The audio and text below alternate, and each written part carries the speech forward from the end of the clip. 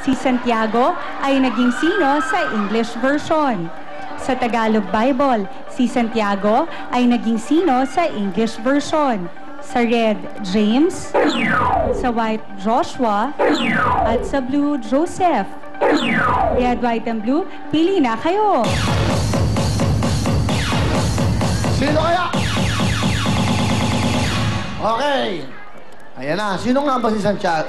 Sa Biblia, okay?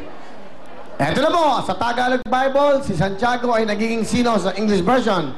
James sa red, Joshua sa white, Joseph sa blue. Ang tamang kulay ay... James! Red!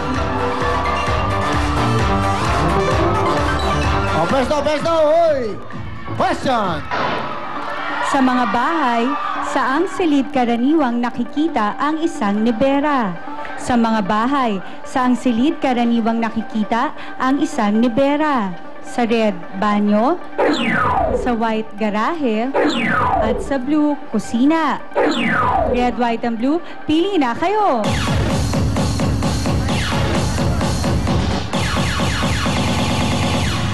Okay. Ang tamang kulay ay blue! Ito, Aldrin! Alright, okay. Ayun, masaya-masaya mga kababayan mo. Mga tiga saan ba kayo? San Pedro po. San Pedro? Opo.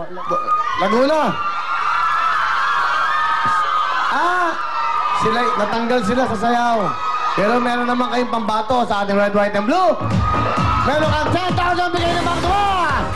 Sana makakuha ating jackpot. Siyempre, up next, baliktaran. Party mo na, party! Galing-galing, pahuli mo lang buong mundo. Galing-galing, mapahabalin ang buhay nyo.